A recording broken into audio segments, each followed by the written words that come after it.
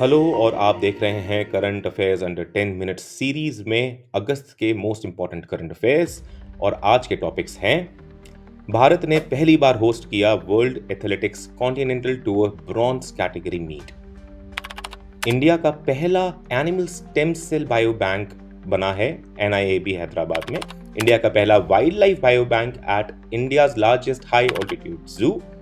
फिर operation falcon of Assam देखेंगे। उसके अलावा हम देखेंगे इनकम टैक्स नंबर 2 बिल और टैक्सेशन लॉज अमेंडमेंट बिल। उसके बाद दार्दनली स्टेट वाइल्ड फायर और सी ऑफ गैलिली का एल्गल ब्लूम। और फिर स्वागत FI सेबी का क्या है ये देखेंगे। और आखिरी में इंटरनेशनल आर्किटेक्चर अवार्ड किस एयरपोर्ट ऑफ इंडिया को मिला है ये देखेंगे। तो पहली खबर, भारत ने सक्सेसफुली होस्ट किया पहली बार world athletics continental tour bronze meet, और इसको फर्स्ट इंडियन ओपन 2025 भी कहा जा रहा है। ये होस्ट हुआ है कलिंगा स्टेडियम भुवनेश्वर ओडिशा में। तो कॉन्टिनेंटल टूर एक annual series of track and field competitions है जिसको ऑर्गेनाइज करता है वर्ल्ड एथलेटिक्स। ये second tier of global meetings है आफ्टर एलीट डायमंड लीग। ये एस्टैब्लिश किया गया था 2020 में। इसके 4 लेवल्स हैं: गोल्ड, सिल्वर, ब्रॉन्ज और चैलेंजर। भारत में जो होस्ट हो रहा है वो ब्रॉन्ज लेवल है। इसमें पार्टिसिपेट कर रहे हैं 16 कंट्रीज से इंटरनेशनल एथलीट्स और भारत से 90 एथलीट्स। नीरज चोपड़ा इसमें पार्टिसिपेट नहीं करेंगे। मेडल इवेंट्स टोटल 17 हैं, जबकि मेंस के 9 इवेंट हैं और विमेन के 8 इवेंट हैं। लिस्ट ऑफ इवेंट्स आपके सामने है। कई दौड़े हैं, लॉन्ग जंप है, ट्रिपल जंप है, जैवलिन थ्रो है और रिले है। तो ढेर सारे मेडल्स जीतने पे इंडियन एथलीट्स को ढेर सारी बधाइयां। इन्होंने जीते हैं 13 गोल्ड, 14 सिल्वर, 13 ब्रॉन्ज। 13 गोल्ड में 5 मेन और 8 विमेन के हैं। आइए देखते हैं कुछ स्टेलर परफॉर्मेंस। नी सर्जरी के बावजूद भी इंडिया के top long jumper Sreeshankar Murali of Kerala ने इस इवेंट में गोल्ड जीता with a jump of 8.13 metre. ये इनका तीसरा गोल्ड है इस साल after Kazakhstan and Portugal in 2025। भारत के टॉप 800 metre runner Mohammed Afsal of Kerala ने भी यहाँ पे गोल्ड जीता है। और इससे पहले भी इन्होंने अपना नेशनल रिकॉर्ड तोड़ा था पोलैंड के कॉन्टिनेंटल टूर में, इवन दो वहां पे वो 6th प्लेस थे। फिर उत्तर प्रदेश के मेरठ की ओलंपियन अन्नू रानी ने विमेंस जैवलिन थ्रो में गोल्ड जीता है यहाँ विद थ्रो ऑफ 62.01 मीटर्स। ये भारत की पहली फीमेल जैवलिन थ्रोअर हैं to cross the 60 metre mark. उसके अलावा 2025 में ही world athletics continental tour silver at Poland में इन्होंने गोल्ड जीता। उत्तर प्रदेश के झांसी की शैली सिंह ने विमेंस लॉन्ग जंप में 6.28 मीटर्स के जंप के साथ गोल्ड जीता। और शाहनवाज खान उत्तर प्रदेश के, इन्होंने सिल्वर जीता इस इवेंट में। अगली खबर, भारत का पहला animal stem cell bio bank और लेबोरेटरी खुला है NIAB हैदराबाद यानी national institute of animal biotechnology Hyderabad में। ये नेशनल बायोफार्मा मिशन से सपोर्टेड है जो कि अंडर आता है DBT बिराक के, जो कि एक पब्लिक सेक्टर एंटरप्राइज है of Department of Biotechnology. BIRAC है Biotechnology Industry Research Assistance Council. इसका एम है to reduce import dependence and revolutionise veterinary medicine through regenerative therapies, advance diagnostics and innovative biotechnological research. इसके अलावा इसको inaugurate किया है doctor Jitendra Singh ने, जो minister of state independent charge हैं साइंस एंड टेक्नोलॉजी के। इन्होंने क्रेडिट दिया है प्रधानमंत्री मोदी की बायोटेक्नोलॉजी बायो E3 पॉलिसी को, ताकि ये अर्ली लीडर बन सके इस सेक्टर में।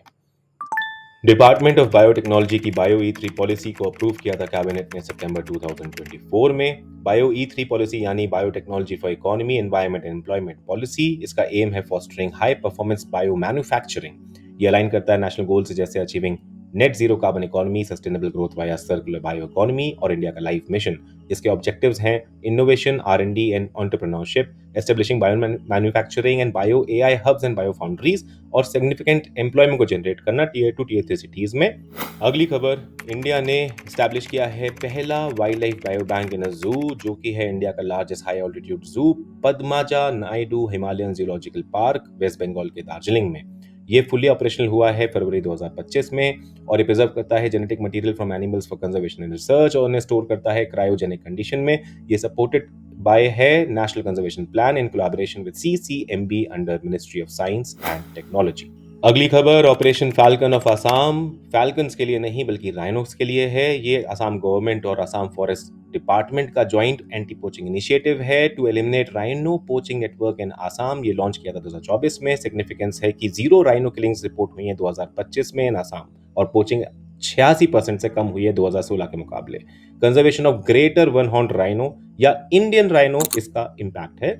ग्रेटर वन हॉर्न राइनो या इंडियन राइनो का आईयूसीएन स्टेटस वल्नरेबल है। ये इंडिया और नेपाल में पाया जाता है। इसकी largest population Kaziranga of Assam में पाई जाती है।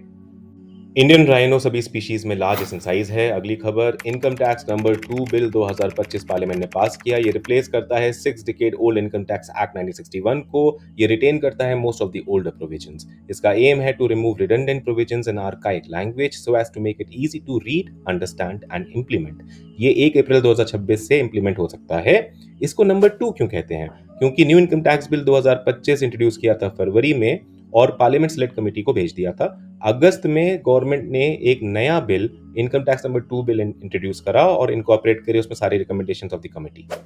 इसके अलावा ये बिल आईटी एक्ट का सिंप्लीफिकेशन करके इसके सेक्शंस और चैप्टर्स के नंबर्स को रिड्यूस करता है। कंटेंशियस प्रोविजन जो कि अनचेंज रहा है वो है वर्चुअल डिजिटल स्पेस का, जिसके अंतर्गत उनके पास पावर होती है to call for information by income tax authorities during survey, searches, seizures including email servers, social media accounts, online investment, trading and bank accounts etcetera.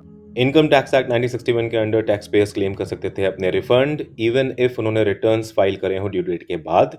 But फरवरी में जो नया इनकम टैक्स बिल आया, गवर्नमेंट ने उसमें एक नए क्लॉज के जरिए इस प्रोविजन को पोटेंशियली रिस्ट्रिक्ट किया, उससे कंफ्यूजन हुआ और फाइनली गवर्नमेंट को ये वापस लेना पड़ा इनकम टैक्स नंबर 2 बिल के जरिए।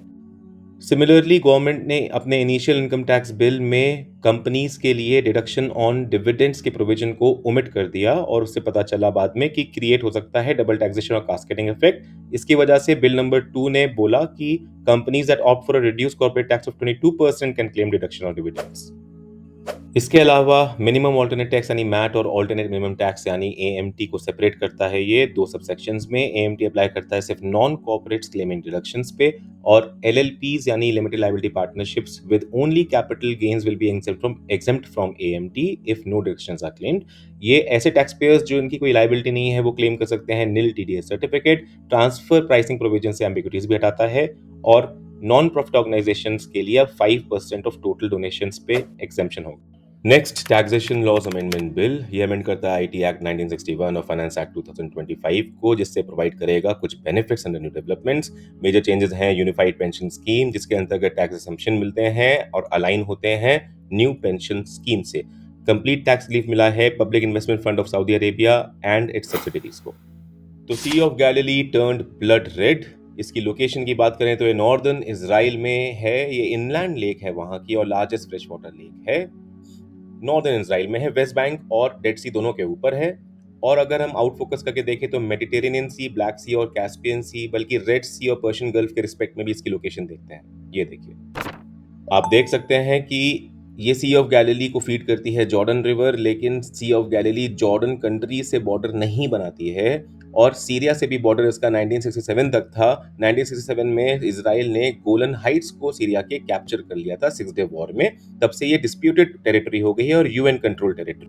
तो देखिए, हुआ कुछ ऐसा कि 2022 में इजराइल की डेड सी का पानी भी इसी तरह लाल हो गया था। अब सी ऑफ गैलिली का जब लाल हुआ तो लोगों ने इसको बुक ऑफ एक्सोडस में मेंशन्ड गॉड ने जो इन्फ्लिक्ट किया था इजिप्शियंस पे पनिशमेंट, उससे रिलेट किया, या फिर कुछ लोगों ने इसको एंड ऑफ वर्ल्ड से भी रिलेट किया। लेकिन एक्चुअली जो हुआ था वो ये था कि ये एक एल्गल ब्लूम था और एल्गी में भी ये बॉट्रियोकॉकस ब्राउनी था, जो कि एक ग्रीन एल्गी है, रेड एल्गी नहीं है, ये याद रखिएगा। ये सनलाइट से एक्सपोज होने पे रेड कार्टोनॉइड पिगमेंट्स प्रोड्यूस करता है, जिसकी वजह से पानी लाल हो गया। इसका कॉज था क्लाइमेट चेंज की वार्मिंग और न्यूट्रिएंट रिच वाटर, जिसको एनवायरनमेंट में हम यूट्रोफिकेशन भी कहते हैं। सी ऑफ गैलिली के कुछ दूसरे नाम, लेक टिबेरियस जो कि गैलिली की सबसे बड़ी सिटी है, लेक किनरेट जो कि हिब्रू नेम है, और लेक गेनेसारेट जो कि वहाँ का वेस्टर्न कोस्टल प्लेन है। उसके अलावा ये जो फीचर्स हैं देख लीजिए, मैं ऑलरेडी डिस्कस कर चुके हैं मैप में।